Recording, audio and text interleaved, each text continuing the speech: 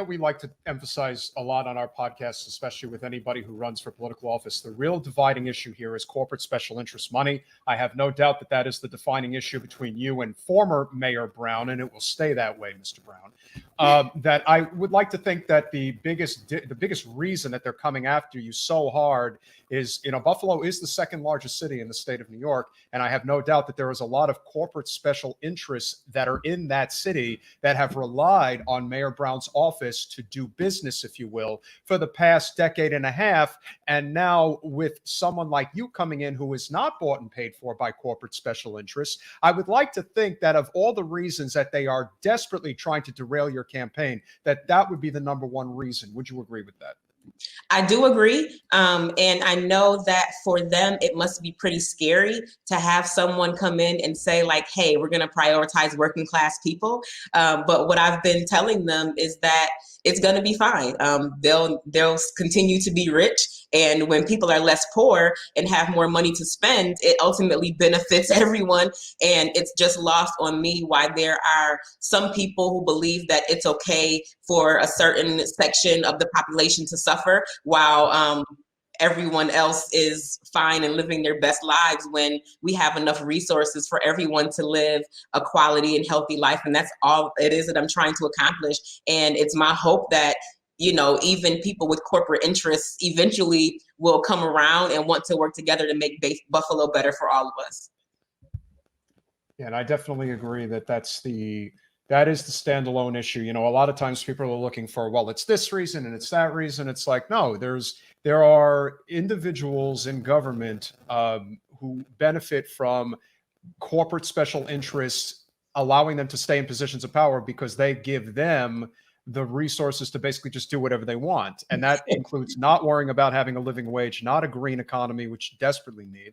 And then, of course, things like healthcare. So what we a lot of times in politics, especially in progressive politics, a lot of people get way too caught up in what goes on Capitol Hill. Federal politics is something they focus way too much on. Local, city, and state politics is exceptionally even more so important. So what are some of the things, as the next, knock on wood, mayor of Buffalo, that you plan to enact that is going to pay dividends for the citizens of the city fairly quickly, if you will?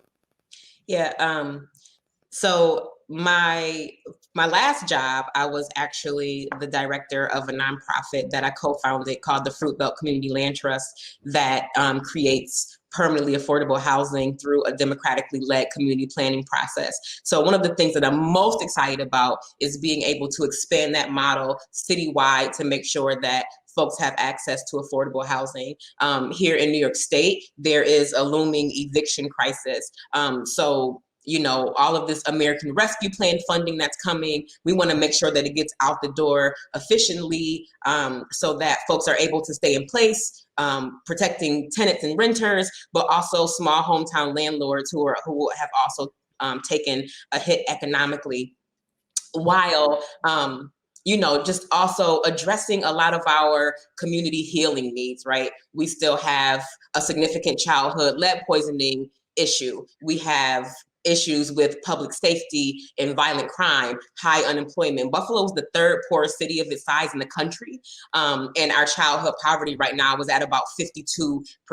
So my platform really centers around creating living wage, green jobs, and really putting forth the effort to not only begin to have conversations about how we reduce poverty, but actively undoing a lot of the systems that have been put in place that perpetuates concentrated poverty and disadvantage in certain neighborhoods, like reduced access to capital, policies from the banking industry, like redlining and not allowing mortgages. So really establishing alternative systems like municipally funded revolving loan funds, micro mortgages to allow people to purchase houses that have less value, right, but that need to be occupied to put them back on the tax rolls, and really just give people a leg up to be able to begin to move through the socioeconomic ladder. So I think a lot of things.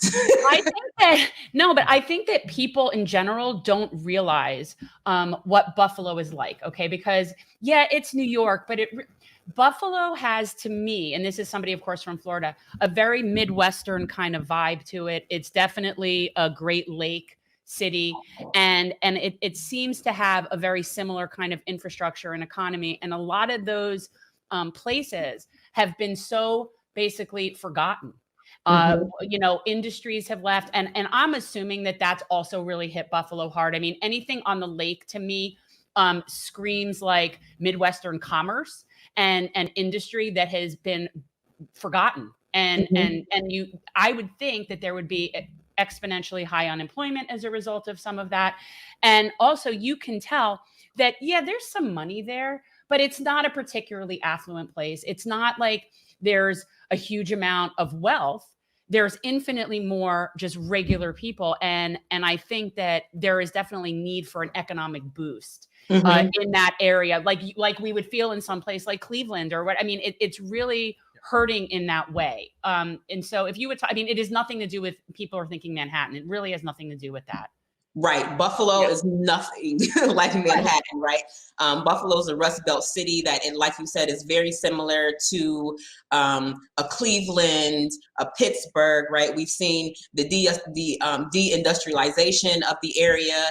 A lot of jobs locally are service-oriented, low-wage jobs. But I think that one of the things that's most encouraging to me is that Buffalo still has a very high density union and organized labor force for the most part. I don't know if you can see it there. There. Yeah.